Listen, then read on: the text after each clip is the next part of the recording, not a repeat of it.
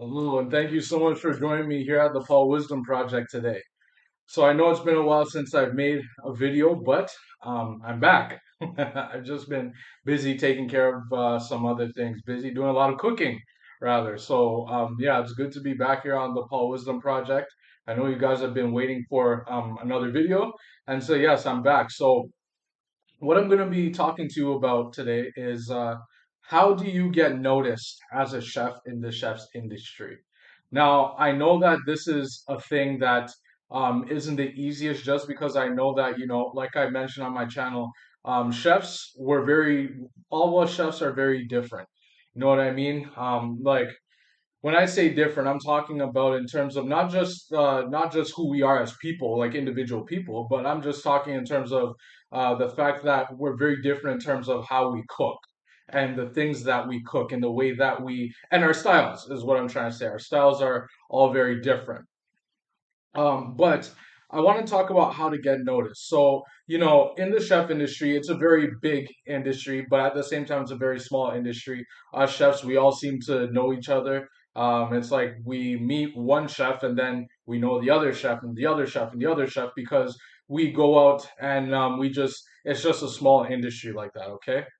But more so, how do you get noticed in the chef industry? And I think I touched on this sort of briefly in one of my videos, is you have to open your options up a little bit. You can't afford to just stay still. And when I say stand still, what I'm talking about, no, I'm not just speaking about your knowledge, because I imagine that in the industry, if I'm talking to a chef, if I'm talking to anybody, you have knowledge of what the chef industry is all about. I'm not speaking about that specifically. What I'm speaking about is the fact that in the industry, there's many different types of working environments, and there's many different types of places to work in the chef industry. There's restaurants, there's golf course resorts, there's hotels, there's catering companies, there's food trucks, etc., etc. The list goes on and on and on.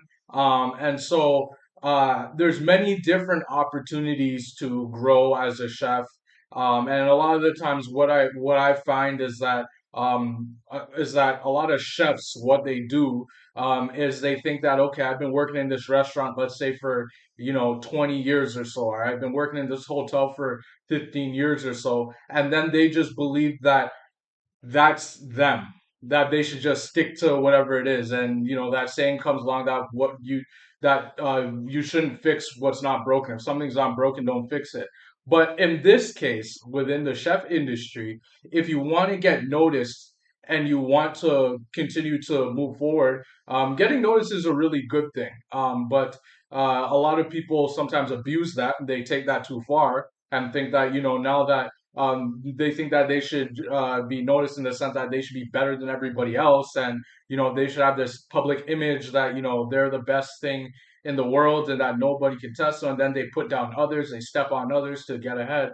That's a whole another different thing in and of itself. But what I'm talking about is you have to open yourself up to different opportunities. Like if you worked in the same restaurant for 15 years, it's time to do something different. Go work at a steakhouse. Go work in a fine dining environment. Go work on a food truck. Go do something different within the industry. There's many different, or go work in a different restaurant, a restaurant that you never heard of before. You know what I mean?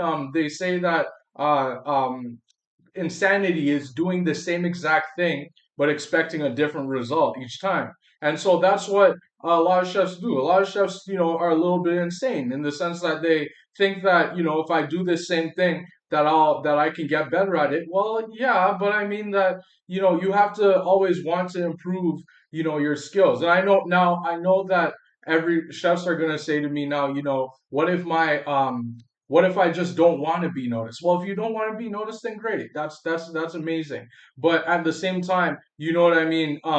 The more you tend to do the same things over and over, is the less better you actually become at it, believe it or not. If you do the same thing, then there's gonna come a time where you're gonna start to, not do so good at it. That's why I think I mentioned in one of my videos, and this is a thing for me, is it's not necessarily the best thing for I mean, you have to take this with a bit of a grain of salt. It's not necessarily the best thing if a chef or chefs are working 10-hour days, 12-hour days in the kitchen. Some chefs think that that's great, that and it's amazing, and every chef should work 10 or 12 hours a day. Well, I beg to disagree with that. Just because, working 10 or 12 hours a day doesn't necessarily show that you have a passion for it. It just shows that you really it just shows that you can work 10 or 12 hours a day, because the truth be told is that as human beings, we're chefs, but we're also human beings first, right? And as human beings, we can only handle so much work until we burn out, and until we can't produce the same amount of food, we can't do it consistently, right? And that's what tends to happen, right? So after a while, after doing that same thing for that many years, you become burnt out of that thing. You become bored. You grow stagnant because you've learned that thing inside and out. You've been doing it for 15 years, and now you're sort of bored of it. And you feel sort of stuck because you've been doing it for that long. So that's how you get noticed. To get noticed, you have to go outside of your comfort zone. That's another thing I wanted to mention. As a chef, we have to go outside of we have to go outside of our comfort zones. We have to do different things. We have to try different things. We have to, try and reinvent the wheel something. You know what I mean? Like we have to, try. No, I know that this is easier said than done, because the kitchen, it can be very difficult to work in. It can take a lot of hours. It can take a lot of work to do many things. I understand that. I do understand that. There's no ifs ands about that. I know about all that. But all I'm trying to say is that, in order to show that you have a passion for something, you have to be able to change it up. You have to be able to be with the times. And I think I mentioned this on one of my videos. There's a difference between the chef uh, who's been in the industry a very long time and sort of knows the ins and outs, and but is stuck in their ways. But then there's also a difference between the chef who's been in the industry for some time and can be with the times. And when I say be with the times, they know what's happening in the modern eras of cooking. They're not sort of stuck in the world of the golden ages, where of cooking, where that where things were very fine and simple, and just different compared to what we see today in the kitchen and when we go out to eat at restaurants. Many times back in those days, they had a lot of tableside things done tableside salads, tableside this, tableside that. But in this day and age, they don't necessarily have that anymore. Now, someone's gonna ask me why, who doesn't know much about cooking. The reason why is because what they found was that a lot of the tableside presentations, some of them have gone wrong, where people have actually gotten hurt. So let's say they're doing a demonstration on how to sear, I don't know, cook a salmon or something. I'm just making this up. And then, for some reason the pan gets too hot. And then, fire starts flaming, and then the flame catches the side of the table of the table, and then as a result burns one of the guests. So I don't know. I'm just making this stuff up.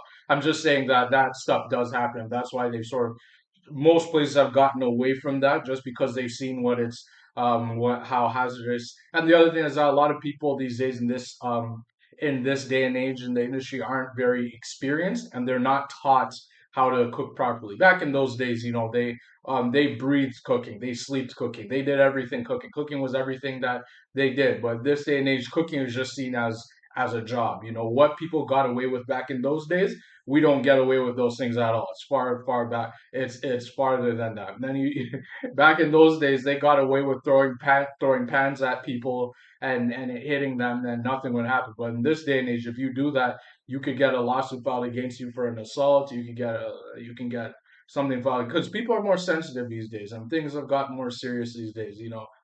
Creating menus in this day and age is totally different. So I know I kind of went off a bit there, but I'm just trying to show you that the differences between the fact that you need to do things differently is what I'm trying to say. That's how you get noticed. You gotta be able to do things differently so that people can see, okay, that's not something that I know of, or I hear of too often, but it's something new. It's something different to try.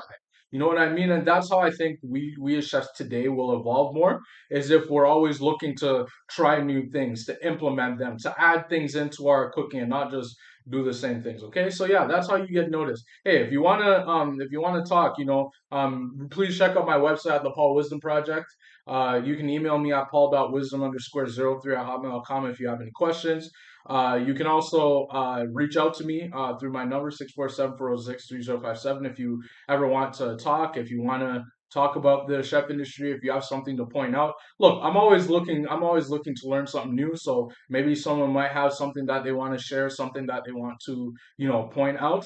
So drop it in the comments below, and yeah, I look forward to hearing from you guys. So thank you again for joining me here at the Paul Wisdom Project today, and yeah, hope to see you next time.